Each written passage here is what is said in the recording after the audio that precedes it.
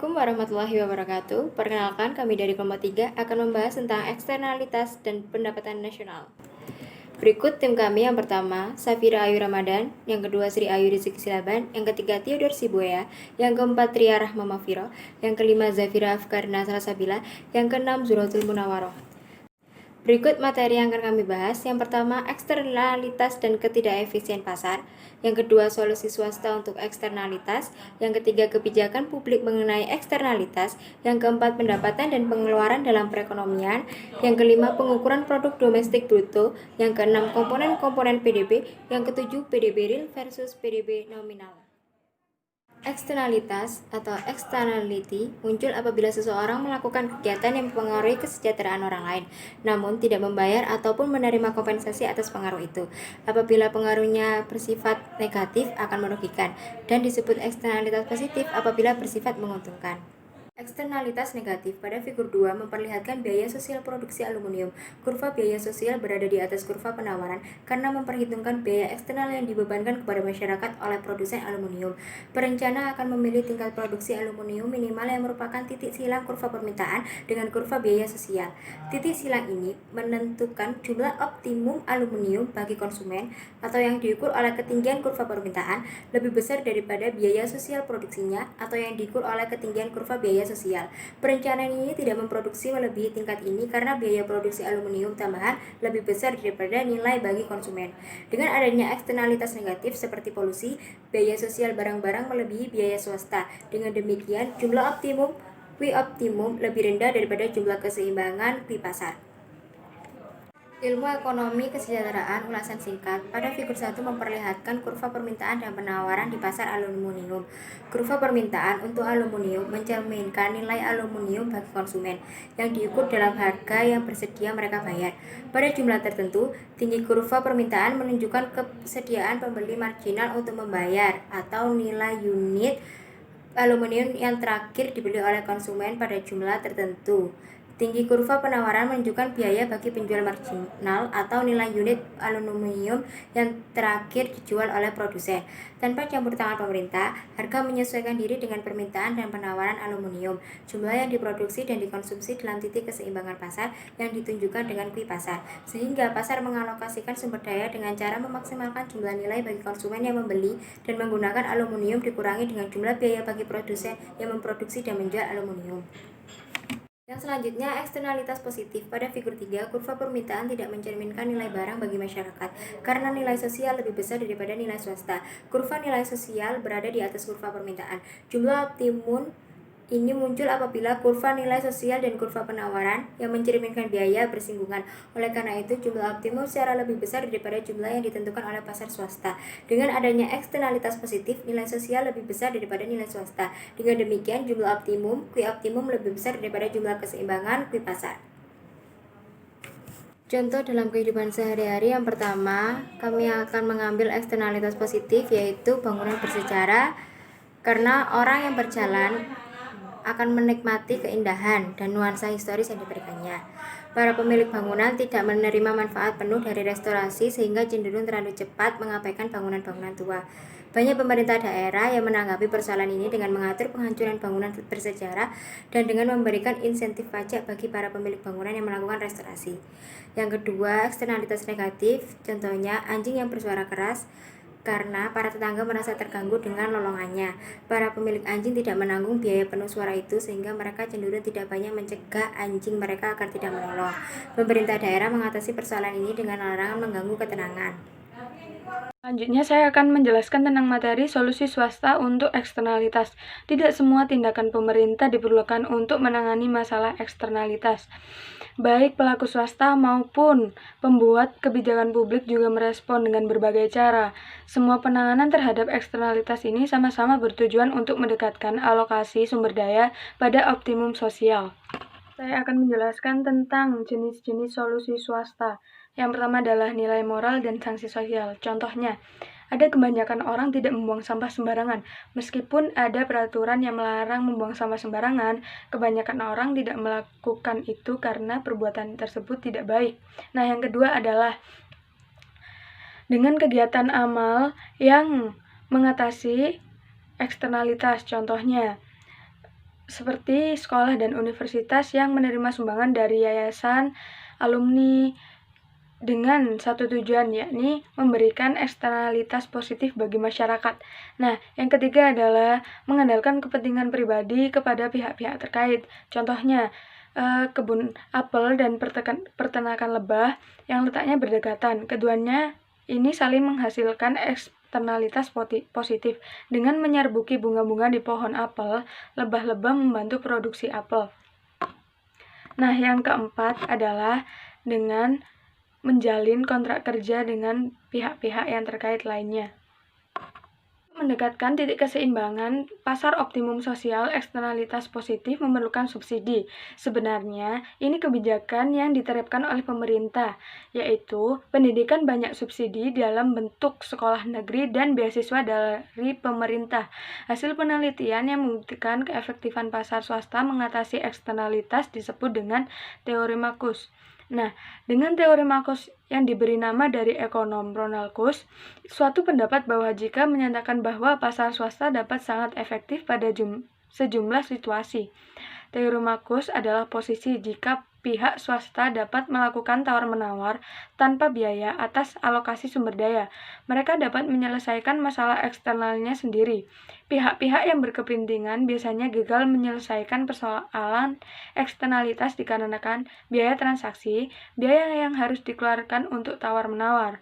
Mengapa solusi swasta tidak selalu bekerja dengan baik? Penyebab solusi swasta tidak selalu bekerja dengan baik adalah beberapa kegiatan pendekatan solusi swasta gagal karena biaya transaksi bisa sangat tinggi, sehingga kegiatan tawar-menawar dan kesepakatan pribadi atau swasta tidak memungkinkan. Nah, teori Marcus hanya berlaku apabila pihak-pihak yang berkepentingan bersedia mencapai dan melaksanakan suatu kesepakatan. Namun, di dunia nyata, perundingan tidak selalu berhasil, bahkan jika perjanjian yang saling menguntungkan memungkinkan untuk dibuat. Selanjutnya, saya akan membahas tentang kebijakan publik mengenai eksternalitas. Dalam kebijakan ini memiliki peraturan bahwa pemerintah dapat mengatasi suatu eksternalitas dengan memastikan bahwa perilaku tertentu wajib dilakukan maupun dilarang. Sebagai contoh, dalam pembuangan limbah beracun di sungai, itu merupakan suatu kejahatan, karena dalam kasus ini, biaya eksternal oleh masyarakat jauh lebih besar dibanding keuntungan yang didapat oleh si pembuang limbah tersebut. Oleh karena itu, dalam hal ini pemerintah melarang tindakan ini sepenuhnya. Tapi, meskipun pemerintah telah menggaungkan tujuan mereka, tetap mustahil bagi pemerintah untuk melarang seluruh kegiatan polusi. Contohnya, dalam semua kasus penggunaan transportasi, seperti kendaraan bermotor dan lain-lain, baik transportasi darat, air maupun udara, tentu saja pemerintah tidak bisa melarang penggunaan semua jenis transportasi, karena hal itu dapat merugikan masyarakat. Dalam semua kasus, untuk merancang peraturan yang baik, pemerintah perlu mengetahui perincian industri secara spesifik dengan teknologi alternatifnya.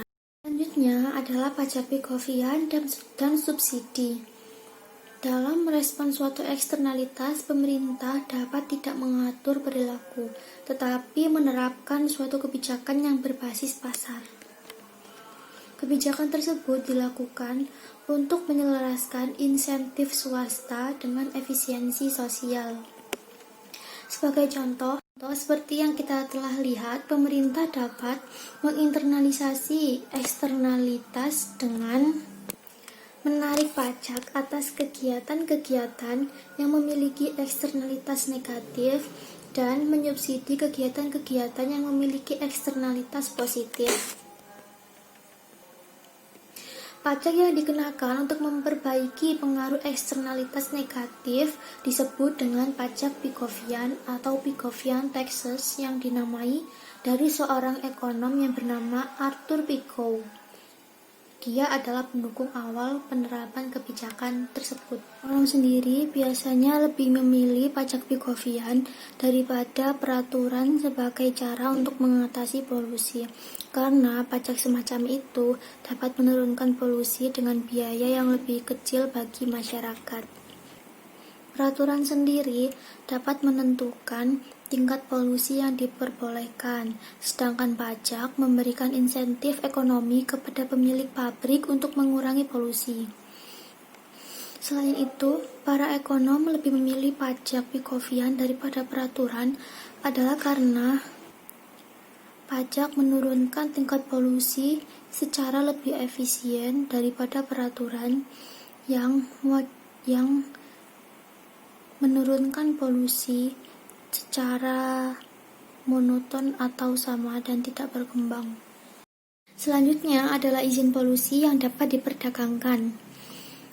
Izin yang diperbolehkan oleh pemerintah apabila perusahaan-perusahaan yang ingin memperoleh izin sudah menerapkan dan mentaati peraturan yang ada. Meskipun cara menurunkan polusi dengan izin polusi terlihat berbeda dengan pajak Pikovian, tetapi kedua kebijakan ini memiliki kesamaan. Kesamaannya adalah dalam kedua kebijakan ini, perusahaan-perusahaan membayar atas polusi yang mereka hasilkan. Hanya saja dalam izin polusi, perusahaan-perusahaan yang menghasilkan polusi harus membayar agar memperoleh izin oleh pemerintah. Tetapi, baik pajak Pikovian maupun izin polusi, keduanya sama-sama menginternalisasi eksternalitas polusi dengan membuat polusi mahal bagi perusahaan-perusahaan. Oleh karena adanya peraturan tersebut, polusi dapat dikurangi secara efisien.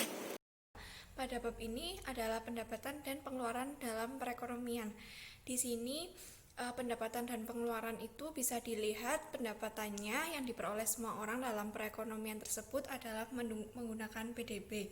PDB tersebut mengukur dua hal sekaligus, yaitu pendapatan total semua orang dalam perekonomian dan jumlah pembelanjaan untuk membeli barang dan jasa hasil dari perekonomian. Alasan PDB dapat mengukur pendapatan total dan pengeluaran secara bersamaan adalah kedua hal ini pada dasarnya sama saja. Untuk suatu perekonomian keseluruhan, pendapatan total harus sama dengan pengeluaran total. Mengapa demikian? Pendapatan perekonomian sama dengan pengeluarannya karena setiap transaksi melibatkan dua pihak, yakni penjual dan pembeli. Selanjutnya adalah pengukuran produk domestik bruto yang bisa disebut dengan gross domestic product. Secara definisi, PDB adalah jumlah nilai atau harga barang dan jasa akhir yang dihasilkan oleh suatu perekonomian atau perusahaan dalam periode tertentu yang dihitung berdasarkan nilai pasar. Untuk menghitung salah satu konsep terpenting dalam pendapatan nasional ini, kita bisa menggunakan dua pendekatan, yaitu pendekatan pengeluaran dan pendekatan pendapatan. Untuk pendekatan pengeluaran, kita bisa menghitung dengan rumus GDP sama dengan C plus I plus G plus X min M. Di sini, C adalah konsumsi perusahaan, I adalah konsumsi investor, G konsumsi oleh pemerintah, X nilai ekspor, dan M adalah nilai impor. Sedangkan untuk pendekatan pendapatan, rumusnya adalah GDP sama dengan W plus R plus I plus P. W adalah upah atau gaji, R adalah nilai sewa, I adalah bunga modal, P adalah profit atau keuntungan.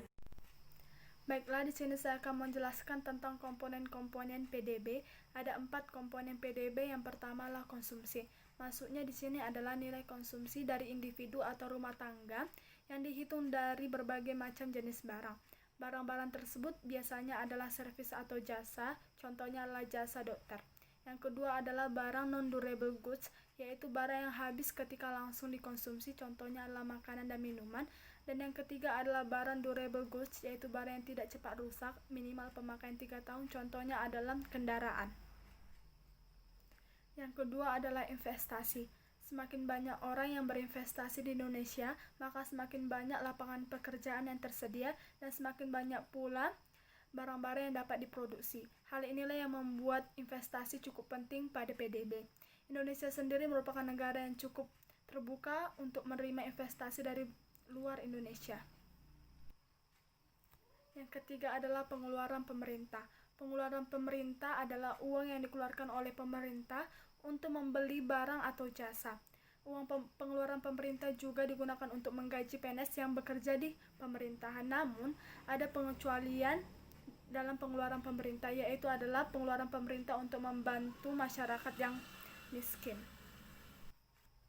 Dan yang terakhir adalah ekspor neto atau ekspor bersih.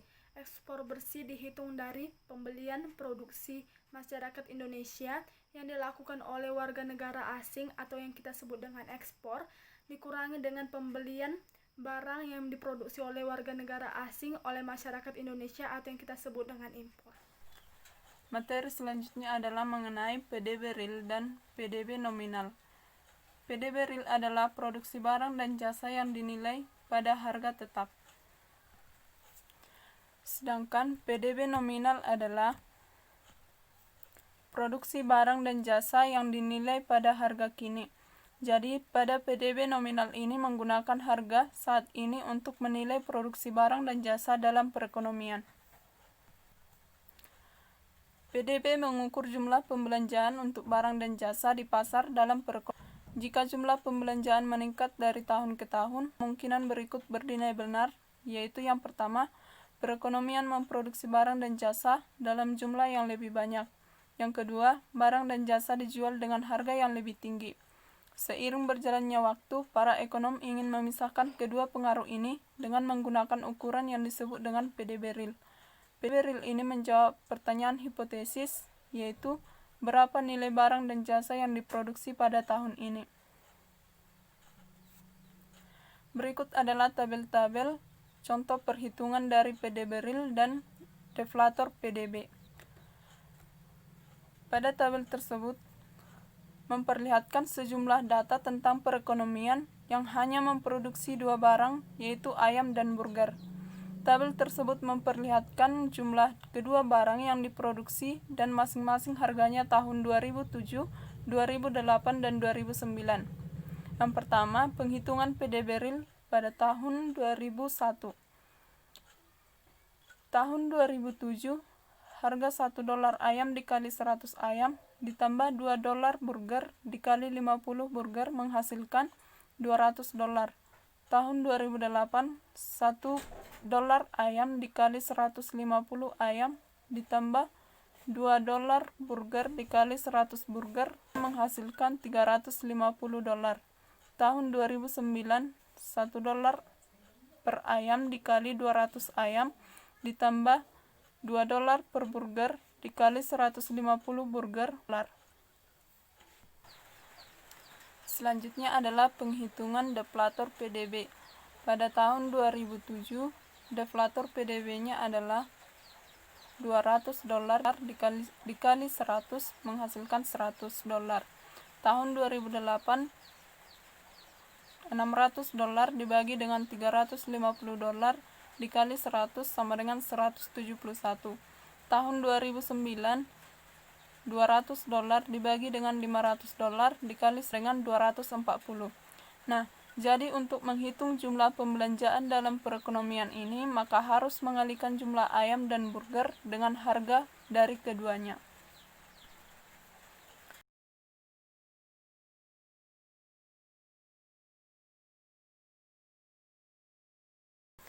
Selanjutnya adalah deflator PDB. Deflator PDB adalah ukuran tingkat harga yang dihitung sebagai rasio PDB nominal dengan PDB real. PDB nominal mencerminkan baik harga barang dan jasa maupun jumlah barang dan jasa yang diproduksi dalam perekonomian. Sebaliknya, dengan menetapkan harga pada tingkat tahun basis atau tahun dasar, PDB real hanya mencerminkan produksi.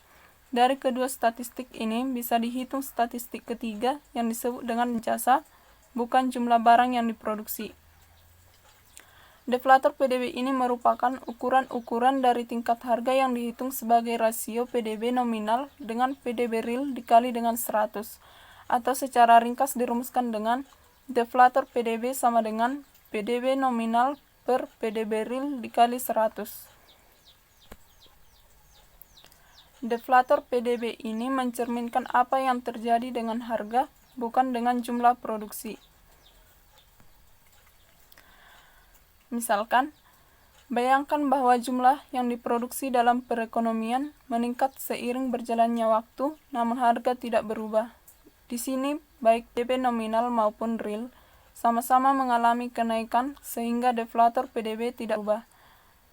Namun sekarang bayangkan apabila harga mengalami kenaikan seiring berjalannya waktu, namun jumlah yang diproduksi tidak berubah. Di sini PDB nominal mengalami kenaikan, namun PDB real tidak berubah, sehingga deflator PDB pun mengalami kenaikan. Jadi, deflator PDB ini mencerminkan apa yang terjadi dengan harga, bukan dengan jumlah yang diproduksi. PDB nominal dapat diubah ke PDB real, yaitu dengan rumus PDB real sama dengan PDB nominal per PDB deflator dikali 100. Yang berikutnya adalah PDB dan kesejahteraan ekonomi. PDB adalah satu-satunya ukuran terbaik untuk mengetahui kesehatan perekonomian suatu masyarakat. PDB mengukur pendapatan total dalam perekonomian ataupun pengeluaran total barang dan jasa dalam perekonomian.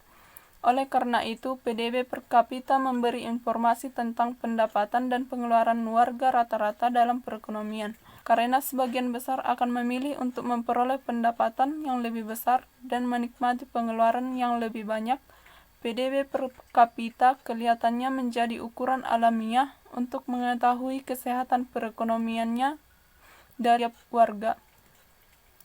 PDB per orang memberitahu kita pendapatan dan pengeluaran rata-rata seseorang dalam ekonomi.